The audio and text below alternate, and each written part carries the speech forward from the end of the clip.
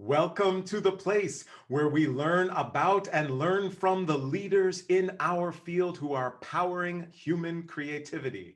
I am Aaron Dworkin, and this is Arts Engines.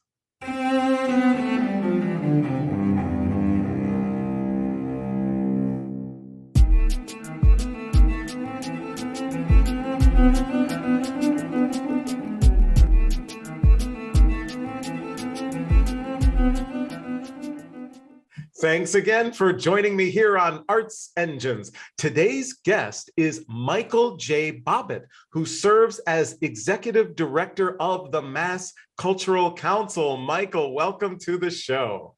Thank you so much, Aaron. It's good to be here. Hi, everyone. So, I'm so excited to talk to you.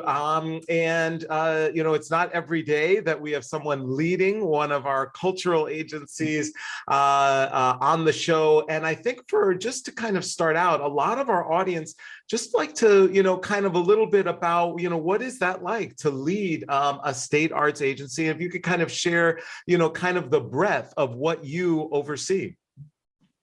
Well, it's very interesting. I celebrated my 1-year anniversary last week, which is very cool. I can't believe it went by so fast. And to reflect on that forced me to think about the fact that I took on this job in the midst of a racial reckoning and a public pandemic. So I think I may have skipped those chapters in college arts management class, but it's a really fulfilling job. It's one of those jobs that I get excited about waking up every day to be able to support the whole cultural sector, which includes arts organizations, humanities, interpretive sciences, and also the individual artists that are working in the sector as well. It's great to be able to do that, to be able to support them with money and some of our wraparound services, but also it's great to just be able to meet with them and talk with them to see where their pain points are, where their joys are, what's happening in their communities, what I can help them with on a personal level. It's super fulfilling. And the last part that I find extremely fulfilling is being able to advocate for the sector to receive more funds from the state, working with the legislators and all of our constituents to just sort of bring home the message that the arts are here to do so many things. They bring lots of money to the state in terms of revenue generated. They also bring lots of love and excitement and healing to our residents. And it's such important work. And I was curious, what would you say kind of the balance is between, if you will, the internal to the sector work, grant making, knowing organizations, what's happening in the field, and then kind of external to advocacy and obviously encouraging, greater appropriations for the arts. Kind of, how does that divide for you in terms of the bulk of your time? Well, it depends on the time of year. Budget season just started. So in the next couple of months, I'll be busy working with our legislators to sort of hopefully get them to consider giving us our appropriation again. And who knows what will happen with the rest of the ARPA money that they receive from the feds. I would say in a year, the agency, I would guess 75% of the time is spent on sort of the internal working really with the grantees to make sure they have what they need, customer service, helping them with their grant applications, receiving the funds. And then the last 25% is getting out in the community and supporting what they need. My time, I think, is probably split 50-50 throughout the year, internal and external. And plus, I'm still relatively new, so I'm still meeting a lot of people for the first time. Right. I can only imagine. And obviously you mentioned a little bit about DE&I, and I want to get that into that in just a minute. But one additional question, when I think back to the very, very first grant proposal to the Michigan Council for Arts and Cultural Affairs that I wrote for Sphinx well over 20 years ago. And all I could think was, okay, what am I supposed to do, et cetera, that kind of thing. How can I get a grant? For those who are kind of, in our audience who are looking to potentially even get their first, cultural agency grant, is there any kind of, top 1 or 2 things that you would say, here's what you've got to bring to the table in your proposal, in what you do, et cetera, to kind of make the best case to be the most competitive? Well, the first thing I would say is don't be afraid to reach out to grant makers and philanthropists. They have money to give away, and sometimes it's harder for us to find people to give money to. When I was a producer and artists wanted to work with me, they sometimes would say, "Why didn't you reach out to me when you had that project?" And I would say, there's one of me and they're all of you. So please reach out to me when you see I'm doing a project that you want to be on. So I tell people, reach out, call them, email them, unless they say no calls, no phone calls or emails.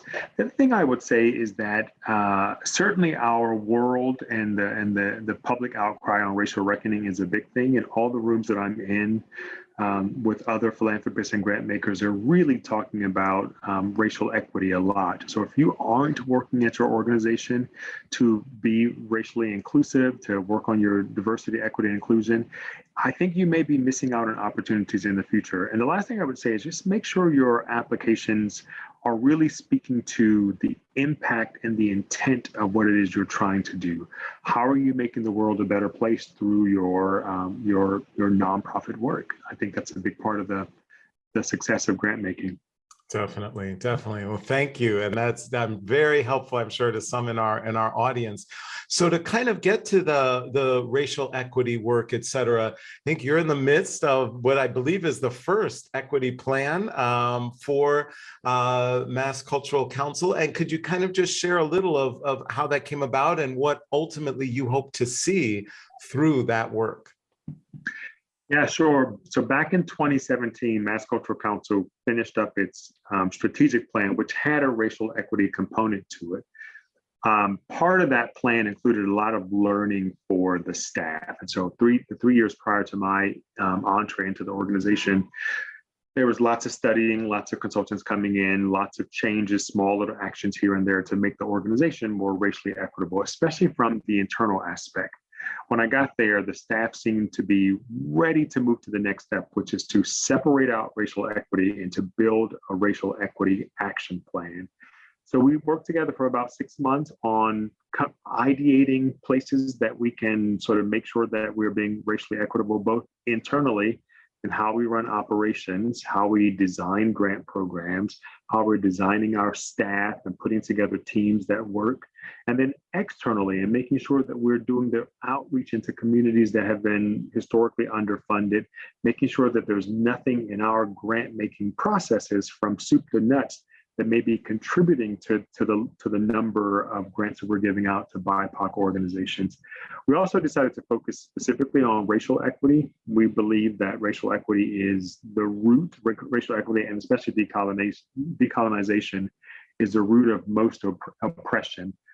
From there, we're going to build out a suite of plans which will address separately, because they deserve to be addressed separately, disability and deaf equity, rural equity, LGBTQ plus equity. We're not lumping those all into one plan because I've often seen that not work. So we're focusing on racial equity, which would be a blueprint for us. And all of our action steps are measurable. They have times attached to them. And every quarter, when we put out our racial equity report to our council members, we report it to the field so we can hold ourselves accountable for that work. Awesome. And of course, I love that aspect of measurable outcomes and time related to when they do. All too often I see institutions where, they say, oh, okay, this might be nice to do, but we'll see when it gets done, or we're not exactly sure when we'll reach a point where we'll look and say, this was a success because X happened. And so love those components, and certainly encourage those in our audience who are considering this type of work to incorporate that. And then in terms of kind of just results of the successes that you have, will you be kind of disseminating those? Of course, I think of NASA, the National Assembly of State Arts Agencies, who's our wonderful co-curator for this show, actually a partner of Arts Engines, kind of through those types of organizations, or any thoughts on that? Yeah, so again, the accountability part is really important to us, and as a Black man, I can just say that oftentimes people speak about their actions, but without the measurables and the accountability, it just stays as a belief rather than an action. So part of our reporting that we'll do, we'll talk about what we said we were going to do and what we actually accomplished. And every year we'll go back to the plan to see if we need to make some adjustments in our goals or add new things based on what's happening in the public. But yeah, at the end of the year, we'll say, hey, for year one, we said we were going to do this. Here's what we did. We exceeded this goal. We didn't quite make it there. We need to make an adjustment to this goal. I have that kind of transparent conversation, which I find really exciting. And I think it's going to, again, hold us all accountable for the work that we said we were going to do. Awesome. And it's so important. And I think, again, too, the transparency that you've mentioned and that you're incorporating, I think it's so empowering. And oftentimes when I think those in the arts sector look either to big institutions or big arts organizations, that when there isn't that transparency, they feel frustrated. And even though, and there isn't this expectation of perfection, but rather be transparent so we can see what worked, what didn't work, et cetera. And so I think that's just incredibly empowering. So unfortunately, we're just about out of time, but I always like to ask my guests, this, especially racial equity work, can sometimes be a little frustrating, and or I'm sure in a role that has such the breadth that yours does, there's got to be tough days, tough challenges. Where do you go to, or what do you draw upon for comfort, for strength during those toughest of times, and for inspiration?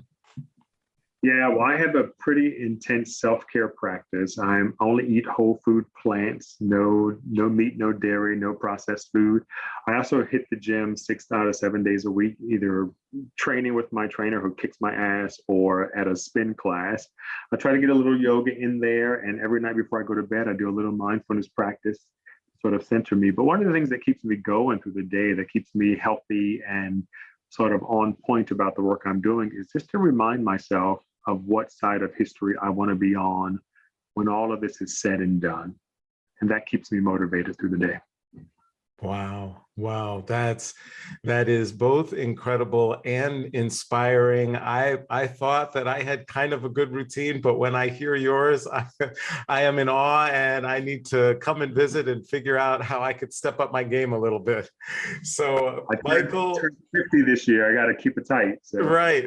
I am sure. Well, Michael Bobbitt, you truly are one of the arts engines who is powering human creativity in our world. Thank you so much for joining us on the show. Thank you for that, Aaron. Appreciate it.